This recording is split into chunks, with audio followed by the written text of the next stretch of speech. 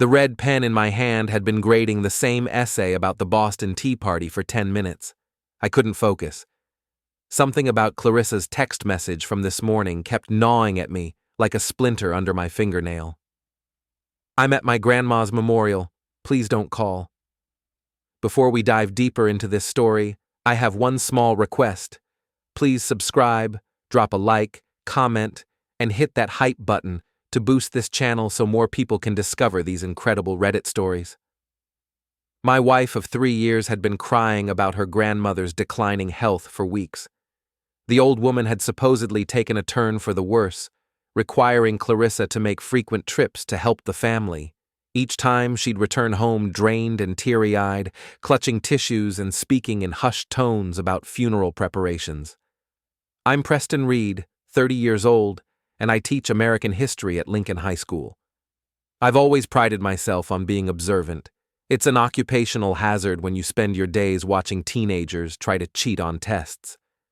But somehow, I'd missed the signs that my own wife was playing me for a fool.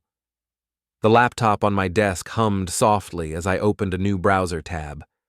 I needed background noise while grading, something mindless to fill the silence of our empty house. The Riverside Music Festival was trending on social media, some massive outdoor event happening 3 hours away. Perfect white noise. I clicked on the livestream link. The screen filled with thousands of people packed in front of a main stage. The camera panned across the crowd, catching glimpses of festival-goers dancing, drinking, and living their best lives. The energy was infectious, even through my computer screen. Then I saw her. The camera zoomed in on the front row, just as a woman with familiar blonde hair turned toward the jumbo screen.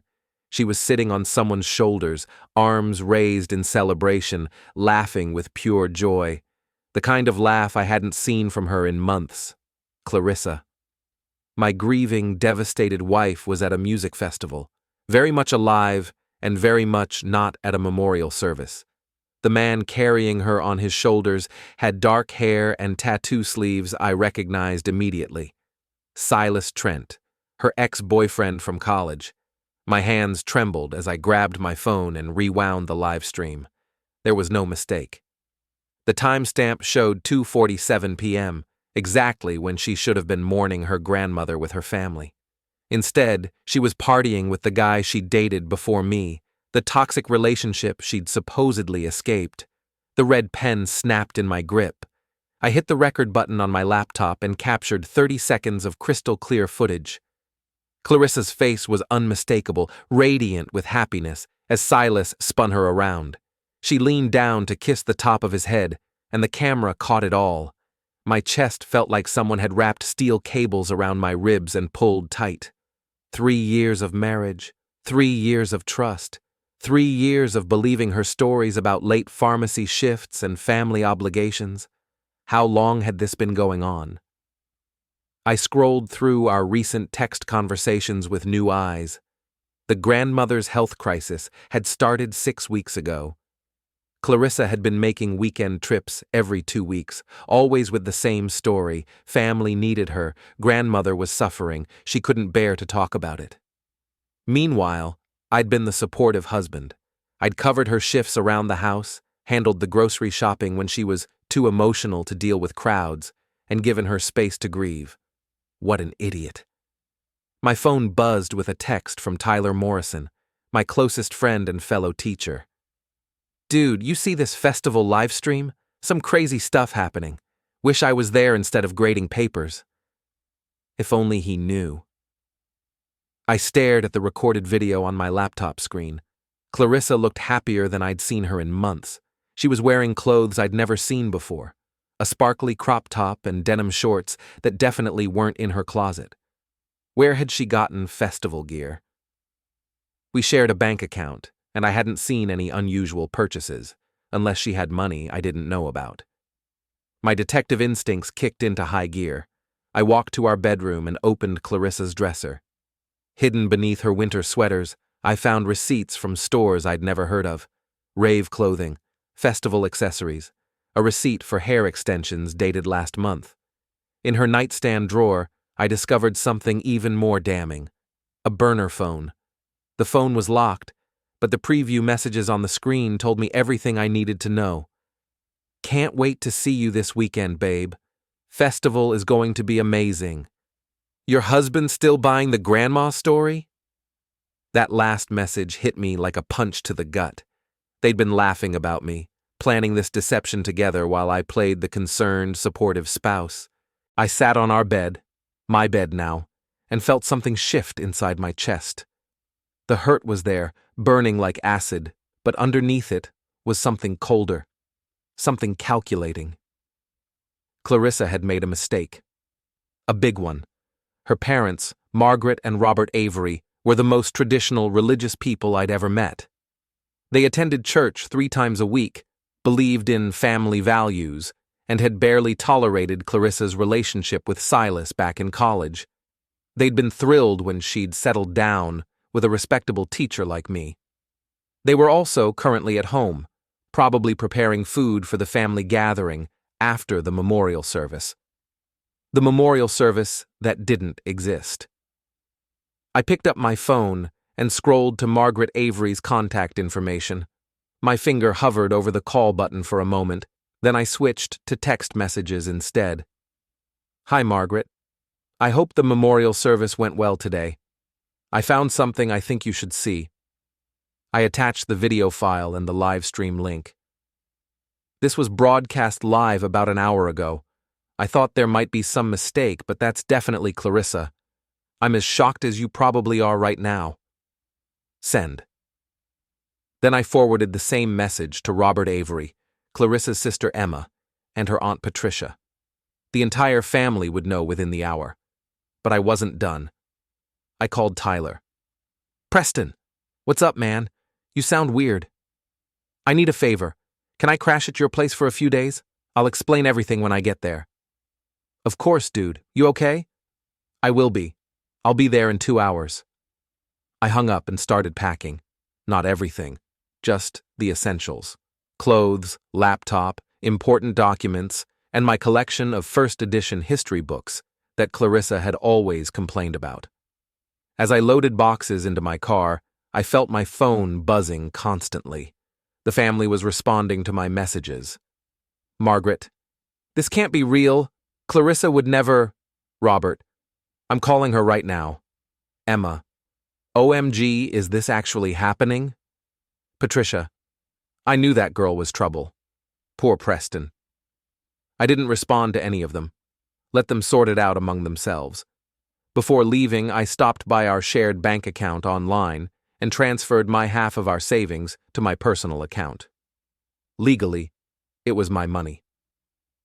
Morally, Clarissa had forfeited any claim to fairness when she'd decided to lie to my face for 6 weeks.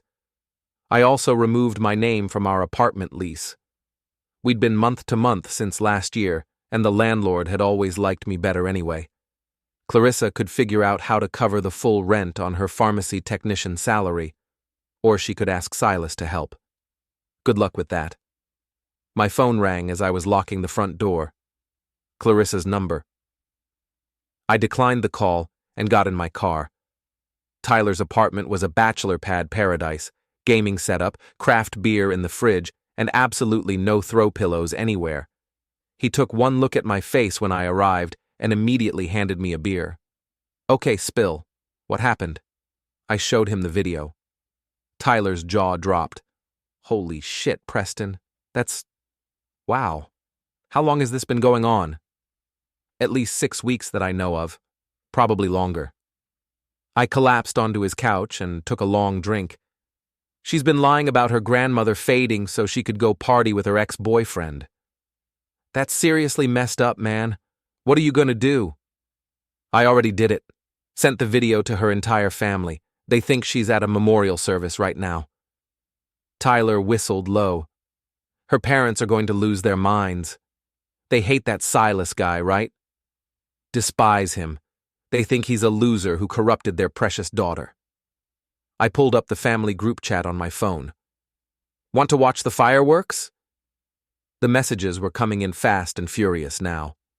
Margaret, I've been calling Clarissa for an hour. She's not answering. Robert. This is a disgrace. How could she lie about something so sacred? Emma. Mom, Dad, maybe there's an explanation. Margaret. What explanation could there possibly be? She told us Grandma Rose was being buried today. Robert. Grandma Rose passed away 15 years. Even Tyler winced at that one. Damn, she really went all in on this lie. My phone buzzed with a call from Clarissa. I declined it again. Then another call. Declined. Then a text. Preston, please answer your phone. I can explain everything. I showed Tyler the message. You going to respond? Not yet. Let her sweat for a while. The family chat was getting more heated by the minute. Patricia. I never trusted that girl. Remember what she did in high school? Emma. Aunt Pat, that's not helping right now. Margaret. We raised her better than this. How could she embarrass the family like this? Robert. She's not embarrassing the family. She is the embarrassment. My phone rang again. This time, it was Margaret Avery. I answered. Preston, honey, I am so sorry. We had no idea Clarissa was capable of something like this. Margaret's voice was shaking with rage and humiliation. In the background, I could hear Robert shouting something about ungrateful children and family honor. I'm sorry you had to find out this way, Margaret. I just thought you deserved to know the truth. Where is she now? Is she still at that festival? As far as I know, she's been texting me, but I haven't responded. Good. Don't. Let her explain herself to us first. Margaret's voice turned cold. Robert and I are driving to your apartment right now. We're going to wait for her to come home. Actually, Margaret, I should mention, I'm not at the apartment anymore. I moved out this afternoon. I'm staying with a friend for a while. Silence on the other end of the line. You moved out? I also removed myself from the lease and transferred my half of our savings to my personal account. I'm not going to subsidize her lies anymore. Oh my goodness, Preston. I don't blame you one bit. That girl has lost her mind. After I hung up, Tyler shook his head in amazement. Dude, you're ice cold. I respect that. She made her choice. Now she gets to live with the consequences. My phone buzzed with another text from Clarissa. Preston, I know you're getting my messages. Please just let me explain. It's not what you think. I finally responded. I saw the live stream. I saw you with Silas. I found the receipts for the festival clothes and the burner phone. There's nothing to explain. Her response came immediately. Where are you? I'm driving home right now. I'm not home. Check with your parents. They're waiting for you. What do you mean my parents are waiting? Preston, what did you do? I turned off my phone.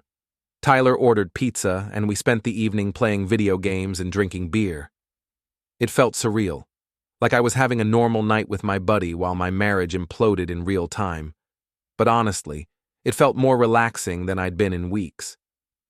Around 11 p.m., I turned my phone back on. 47 missed calls and 63 text messages. The family group chat was a war zone. Margaret. We waited at the apartment for 3 hours. Clarissa finally showed up at 9 p.m. Emma. How did it go? Robert. How do you think it went? She tried to lie to our faces even after we showed her the video. Margaret. She claimed it was a misunderstanding and that she could explain everything. When we pressed her for details, she started crying and said we wouldn't understand. Patricia. Typical Clarissa. Always the victim. Robert. We told her she's no longer welcome in our home until she gets her life together. I'm ashamed to call her my daughter. Emma. Dad. That's a little harsh. Margaret. Emma, she lied about a funeral. A funeral. There's no excuse for that level of disrespect. The personal messages to me were even more dramatic. Clarissa had sent me a novel's worth of texts, starting with anger and moving through bargaining, desperation, and finally threats. Preston, you ruined my life. My parents won't even look at me. I can't afford the apartment by myself, you know that. Silas was just a friend. We weren't doing anything wrong. Fine, don't believe me, but you're going to regret this. I'm staying at Megan's tonight. We need to talk tomorrow. Megan was Clarissa's best friend since high school, a social media addict who documented every moment of her life online. If Clarissa was staying there, the whole story would be public knowledge by morning. Perfect. I texted Tyler, who was in the kitchen making late-night snacks. Want to see something hilarious? I showed him Clarissa's messages. She's really trying the just friends angle? After you caught her kissing him on camera? People will say anything when they're cornered. The truth doesn't matter to her. It never did. This whole thing was just about what she wanted in the moment. Tyler sat back down with a bag of chips. So what's the plan now? You going to file for divorce? Eventually. But first, I want to make sure everyone knows exactly who Clarissa really is. She spent 3 years building this image of herself as the perfect wife, the devoted daughter, the responsible adult. Time for the truth to come out. Revenge phase, huh? Justice phase. There's a difference. I opened my laptop and started typing an email to Clarissa's boss at the pharmacy, Ms. Galloway. The woman was a strict, no-nonsense manager who prided herself on running a family-friendly workplace. Dear Ms. Galloway, I hope this message finds you well. I wanted to inform you about a situation involving my wife, Clarissa Reed, that may impact her work performance. Over the past 6 weeks, Clarissa has been calling in sick or requesting time off to attend to a family emergency, specifically her grandmother's declining health and eventual passing. Today, I discovered that this was completely fabricated. There is no sick grandmother, and there was no funeral. Instead, Clarissa has been using this lie to cover weekend trips to music festivals with her ex-boyfriend. I have video evidence of her at the Riverside Music Festival today, during the time she claimed to be at a memorial service. I'm not telling you this to get Clarissa in trouble, but I thought you should be aware that she's been dishonest about her reasons for missing work. As her husband, I'm deeply disappointed in her choices, and I wanted to ensure her employer had accurate information. Please let me know if you need any additional details. Sincerely, Preston Reed. I attached the festival video and hit send. Tyler read over my shoulder. Damn, dude. You're really going scorched earth on this. She made her choice. Now everyone gets to see who she really is. My phone buzzed with a call from an unknown number. I answered out of curiosity. Preston? It's Silas. The sound of his voice made my pressure spike. What do you want? Look, man, I think there's been a misunderstanding. Clarissa told me you guys were separated. She said you were cool with her moving on. I laughed, a cold, bitter sound. She told you we were separated? When exactly did this separation happen? Because I was under the impression we were still married this morning when she texted me about being at her grandmother's funeral. Silence on the other end. Silas, let me make something very clear. My wife has been lying to both of us. The difference is, I'm her husband, and you're just the idiot she's been using for entertainment. Hey man, I didn't know. You didn't know because you didn't want to know. You wanted to believe her lies because it made you feel good. Well, congratulations. You helped destroy a marriage based on bullshit. How does that feel? I hung up before he could respond. Tyler was staring at me with something approaching awe. Remind me never to get on your bad side. I'm a history teacher, Tyler. I know how these stories end.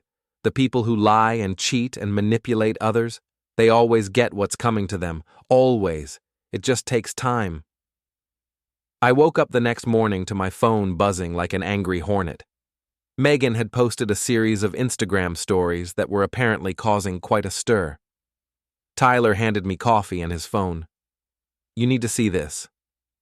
Megan's story started with a photo of Clarissa crying on her couch, captioned, "When your husband doesn't understand that people can be friends with their exes." The next slide was a selfie of Megan and Clarissa with the text, "Supporting my girl through her divorce. Some men can't handle strong, independent women, chuck girl power."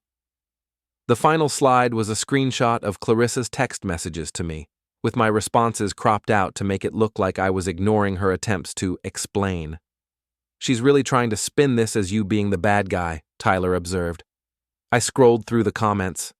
Most of Megan's followers were buying the narrative, posting supportive messages about toxic men and controlling husbands. But a few people were asking pointed questions. "Wait, wasn't Clarissa at a funeral yesterday? What exactly is she trying to explain? Why was she with her ex if she's married?" I smiled and opened my own social media accounts. Time to provide some context. I posted the festival video with a simple caption. When your wife texts you that she's at her grandmother's memorial service, but you see her on a music festival live stream with her ex-boyfriend, sometimes the truth speaks for itself. Within minutes, the post was getting likes and comments from people I hadn't heard from in years. Fellow teachers, college friends, even some of my former students who were now adults. "Holy crap, Preston, I'm so sorry, man. What a piece of garbage. You deserve better. I always thought something was off about her. Sue her for emotional distress."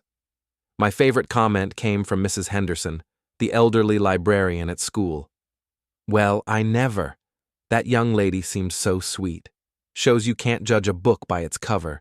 You're better off without her, dear." My phone rang. "Clarissa."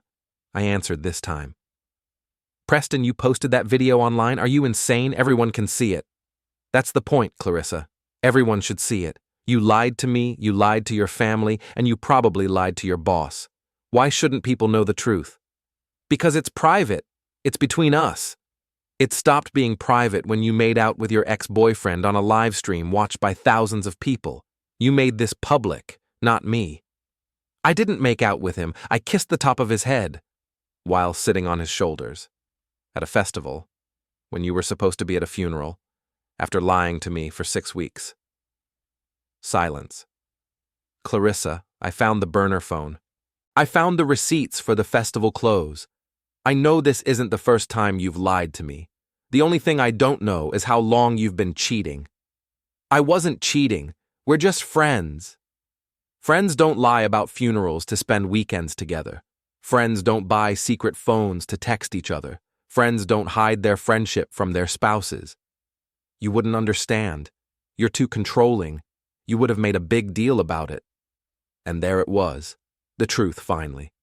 "You're right, Clarissa. I would have made a big deal about my married wife secretly planning festival trips with her ex-boyfriend. Most husbands would. It's called having boundaries." "See? This is exactly what I mean. You're impossible to talk to." "I'm impossible to lie to. There's a difference." I hung up and immediately called the apartment complex's main office. "Hi, this is Preston Reed. I removed myself from the lease yesterday for apartment 4B. I wanted to confirm that my wife, Clarissa Reed, received notice that she needs to qualify for the lease on her own or vacate by the end of the month." "Yes, Mr. Reed. We sent the notice yesterday evening. Mrs. Reed called this morning, quite upset. She doesn't meet the income requirements for the apartment on her own." "That's unfortunate. Thank you for the update." Tyler was watching me with fascination. "You're really not messing around. She wants to be single and independent? Great. She can figure out how to afford her own place." My phone buzzed with a text from Margaret Avery. "Preston, dear, Robert and I want to take you to lunch today. We owe you an apology." That was unexpected. I met Clarissa's parents at a quiet restaurant downtown. Margaret looked like she'd aged 5 years overnight, and Robert's usual stern demeanor had been replaced with something approaching shame. "Preston, we're so sorry," Margaret began before I'd even sat down. "We raised Clarissa better than this. We don't understand what happened to her." Robert nodded grimly. "That boy Silas was always trouble. We thought she'd learned her lesson after college." "It's not your fault," I assured them. "Clarissa made her own choices. We want you to know that we consider you family, regardless of what happens with the marriage," Margaret continued.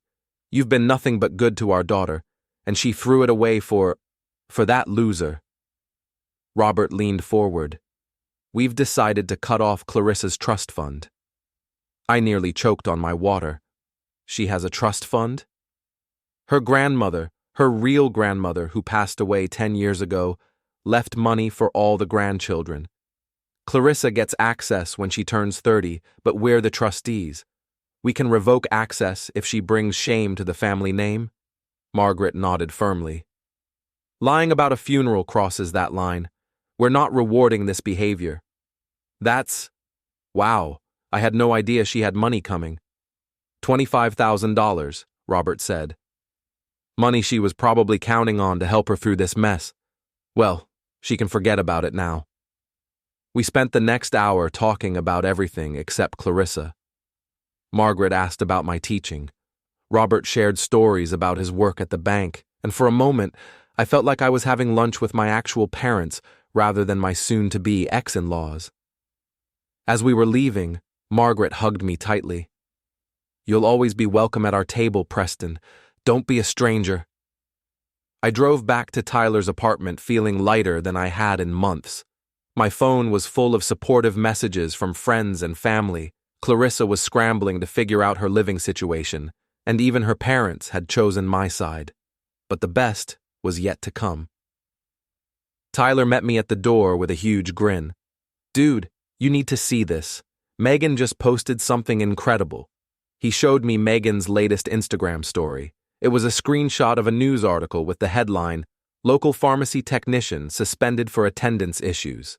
The caption read, When your lies catch up with you, maybe don't fake family emergencies to go party. Consequences. I stared at the screen. She posted this about Clarissa? Gets better. Read the comments. The comment section was brutal. People who had initially supported Clarissa in the morning were now turning on her as more details came out. Wait, she lied to her job too? This girl is a pathological liar. Poor Preston. Dodged a bullet. Megan, weren't you defending her this morning? That last comment had a response from Megan. I was defending what I thought was the truth. Turns out there's a lot more to this story. Some people aren't who you think they are. Tyler was practically bouncing with excitement. Her best friend just threw her under the bus publicly. This is better than reality TV. I felt a moment of something that might have been sympathy for Clarissa. Then I remembered the burner phone, the lies, the humiliation of finding out through a live stream that my wife was living a double life. The sympathy passed. My phone rang. Unknown number again. Preston? It's Silas. What do you want now? Look, man, I think we got off on the wrong foot yesterday. I wanted to apologize. I really didn't know you guys were still together.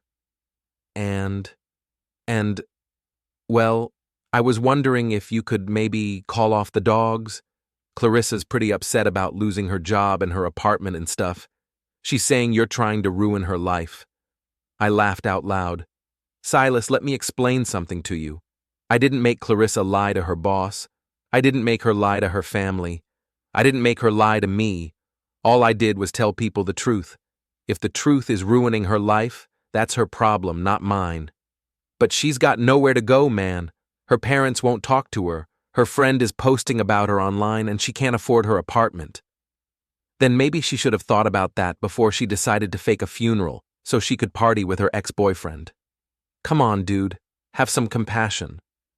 I had compassion for 6 weeks while I supported her through her family crisis. I had compassion when I covered her responsibilities so she could grieve. I had compassion right up until I found out it was all a lie. My compassion account is overdrawn. So what? You're just going to destroy her? I'm not destroying anything, Silas. I'm just not protecting her from the consequences of her own actions anymore. There's a difference. This is messed up, man. You know what's messed up? Lying to your husband about your grandmother fading so you can cheat on him with your ex. That's messed up. Everything else is just math. I hung up and blocked his number. Tyler was making dinner and humming happily. You know what, Preston? I think this might be the best thing that ever happened to you. You're like a completely different person than you were yesterday. He was right. Yesterday morning, I'd been Preston Reed, the naive husband who believed his wife's lies and made excuses for her behavior. Tonight, I was Preston Reed, the guy who'd learned to stand up for himself and demand the truth. I liked this version better. A week later, I was back in my classroom, teaching American history to a room full of teenagers who were far more interested in the drama surrounding their teacher's personal life than the Revolutionary War. "Mr. Reed," asked Jessica, one of my more precocious students, "is it true that your wife faked a funeral?" I set down my marker and turned to face the class. 28 pairs of eyes stared back at me with the kind of intense focus I usually only saw during final exams. "Jessica, that's a personal question, but I'll answer it because there's actually a good history lesson here." I leaned against my desk. Throughout history, people have learned that lies have consequences. Benedict Arnold thought he could betray his country without anyone finding out. Nixon thought he could cover up Watergate. My wife thought she could fake a family emergency without getting caught. The class was silent. The thing about lies is that they require more lies to sustain them. Arnold had to keep lying to both sides. Nixon had to involve more people in the cover-up. And my wife had to create an entire fictional narrative about a fading grandmother, complete with fake emergencies and imaginary funeral plans. I walked to the whiteboard and wrote, "The truth always comes out." In Arnold's case, his letters were intercepted. Nixon's case, it was the tapes. In my wife's case, it was a live stream that she forgot was public. I turned back to the class. The lesson here isn't about my marriage. It's about integrity. When you build your life on lies, eventually the foundation crumbles. A student named Marcus raised his hand. "So what happened to her?" "She's learning about consequences. She lost her job for lying to her employer. She lost her apartment because she couldn't afford it without my income. She lost her family's trust because she disrespected something sacred to them. And she lost her marriage because she chose deception over honesty." "That's kind of harsh, isn't it?" asked another student. "Is it harsh when a criminal goes to jail for breaking the law? Is it harsh when a student fails a test they didn't study for? Or is it just the natural result of choices and actions?" The room was quiet for a moment. "Actions have consequences," I continued. "That's not harsh. That's life. The harsh part is when people refuse to accept responsibility for their choices and blame everyone else for their problems." My phone buzzed with a text message. Without thinking, I glanced at it. "Clarissa, Preston, please. I'm staying in a motel. I have nowhere else to go. Can we please just talk?" I put the phone away without responding. "Mr. Reed?" Jessica again. "Are you going to help her?" Smart kid. She'd probably seen me check the message. "Jessica, let me ask you something. If someone lies to you repeatedly, breaks promises, and shows you that they can't be trusted, what do you think you should do? Stop trusting them?" "Exactly. Trust is like a historical artifact. Once it's broken, you can try to put the pieces back together, but it's never the same. And some things are broken so badly that they can't be repaired at all."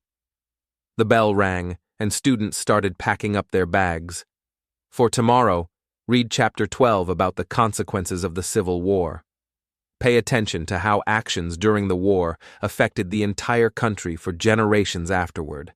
Sometimes the effects of our choices last much longer than we expect.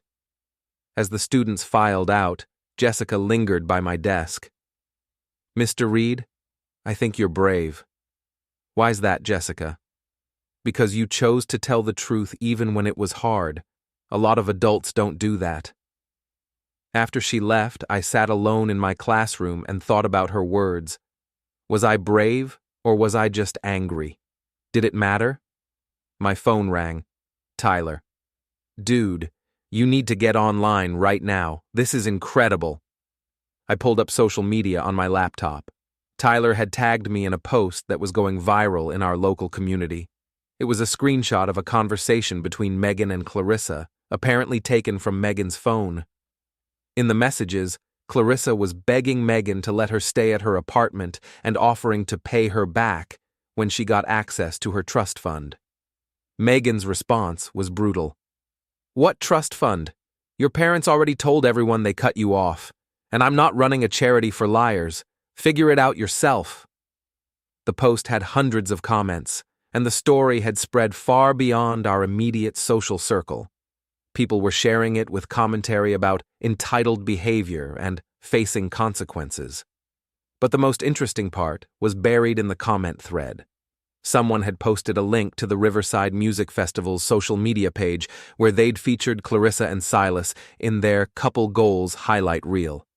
The festival had captured multiple angles of them together, dancing, kissing, sharing drinks, and looking very much like a couple celebrating their relationship. The timestamps showed they'd been together for the entire 3-day festival, not just the moment I'd caught on the live stream. 3 days. She'd been with him for 3 full days while telling me she was arranging funeral services. I screenshotted everything and saved it to a folder labeled Divorce Evidence. My phone buzzed again. This time it was Margaret Avery. "Preston, dear, I hope you don't mind, but Robert and I drove by Clarissa's motel today." "Oh?" "It's quite run down. We almost felt sorry for her." Margaret paused. "Almost. Then we remembered that she chose this situation." "How did she seem?" "Honestly? Like someone who's finally facing reality. She looked smaller, I suppose, less sure of herself. Robert thinks she might actually be learning something from all this." "What do you think?" "I think she's learning that actions have consequences, but I'm not sure she's learning to take responsibility for her actions." She called Emma yesterday and spent an hour complaining about how everyone was being unfair to her. That sounded about right. "Preston, I want you to know that Robert and I are proud of how you've handled this situation. A lot of men would have either rolled over and taken it or done something stupid and violent. You've been firm but fair." After I hung up, I realized that Margaret was right. A week ago, I would have described myself as a pushover, the kind of guy who avoided conflict and made excuses for other people's bad behavior. But something had changed when I saw that live stream. I'd stopped being willing to accept lies and manipulation. Maybe that was what Jessica meant about being brave. Not that I'd done something heroic, but that I'd finally decided to stand up for myself. My phone buzzed with one more text from Clarissa. "I know you hate me, but I'm scared, Preston. I don't know what to do." For the first time in a week, I felt a flicker of the old sympathy. Then I remembered the burner phone, the fake tears about her fading grandmother, the weeks of lies while I supported her through her fictional crisis. I typed back, "You should have been scared before you decided to lie to everyone who cared about you. Fear of consequences is supposed to stop you from making bad choices, not make you feel sorry for yourself after you make them anyway." Then I added, "Don't contact me again unless it's through a lawyer." I blocked her number and felt something settle into place in my chest. Not anger anymore, not hurt, just a quiet sense of completion. Tyler picked me up after school and we went to our favorite bar to celebrate the end of what he'd started calling the Week of Truth. "So what's next?" he asked as we ordered beers. "You going to start dating again?" "Eventually, but first, I think I'm going to enjoy being someone who doesn't have to wonder if the person he's living with is lying to him about basic facts of reality." "That's probably healthy." My phone lit up with a notification. Someone had tagged me in a post. It was Silas, posting a long rant about vindictive exes and people who can't let go. He was apparently trying to defend Clarissa and paint me as the villain in the situation. The comment section was not going his way. "Dude, she lied about a funeral. That's psycho behavior. Maybe don't mess with married women?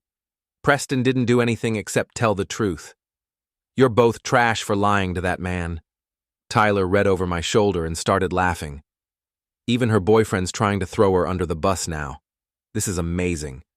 I raised my beer. To the truth. It might hurt, but at least it's real. To the truth, Tyler agreed, and to friends who don't lie about late grandmothers. As we drank, I thought about the history lesson I'd taught that day. Actions and consequences, choices and results, the truth coming out, eventually, always. Clarissa had made her choice when she decided that lying was easier than honesty. Silas had made his choice when he decided to believe convenient lies rather than ask hard questions. Even Megan had made her choice when she decided to abandon her friend rather than face social consequences. I'd made my choice too. I'd chosen truth over comfort, self-respect over false peace, and reality over the fantasy that love could survive betrayal. For the first time in months, I felt like I was exactly where I was supposed to be. 3 months later, I ran into Clarissa at the grocery store. She looked tired and older, like someone who'd been carrying a heavy weight for too long. "Preston," she said quietly. "How are you?" "I'm good, Clarissa, really good. How are you?" "I'm figuring things out. I got a job at a different pharmacy. Found a small apartment across town." "That's good. I'm glad you're getting back on your feet." We stood there for a moment in awkward silence. "Preston, I want you to know that I'm sorry. Really sorry.